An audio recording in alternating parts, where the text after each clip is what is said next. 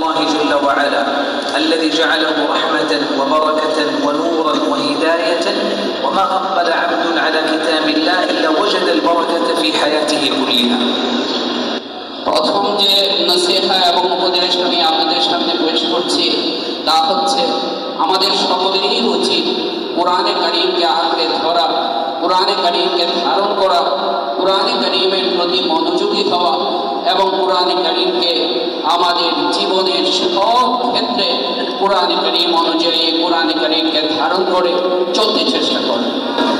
جعل الله البركة والأجر والحسنات لكل من أقبل على القرآن، فإن قرأ القرآن كان له أجر بكل حرف حسنة والحسنة بعشر أمثالها، وإن لم يقرأ بل استمع إلى القرآن كان له أيضا بسماعه للقرآن رحمة من الله سبحانه، وإذا قرئ القرآن فاستمعوا له وأنصتوا لعلكم ترحمون.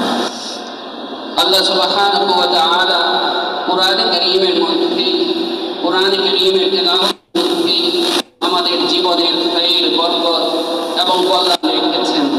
এই কোরআনে কারীমের তেলাওয়াত আমরা করব। আল্লাহ সুবহানাহু ওয়া তাআলা কোরআনে কারীমের প্রতিটা অক্ষরে আমাদের জন্য সওয়াব এবং নেকি রেখেছেন।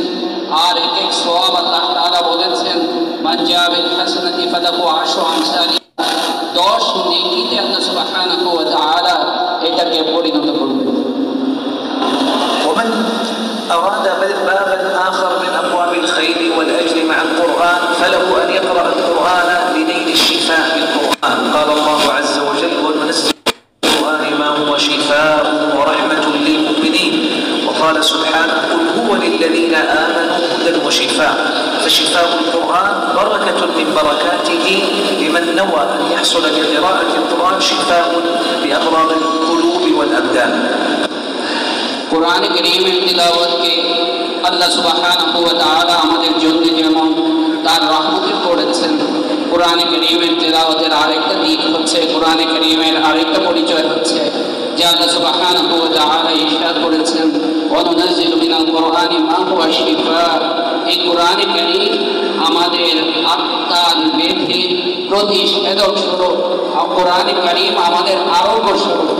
আল্লাহ তাআলা কোরআনে কারীমে অন্য আয়াতেও এই বিষয়টির কথা উল্লেখ করেছেন।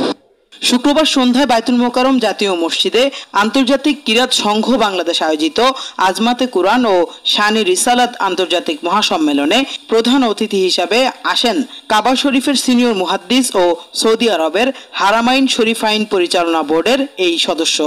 বাংলাদেশের জাতীয় মসজিদে মাগরিবের নামাজের ইমামতিও করেন কাবার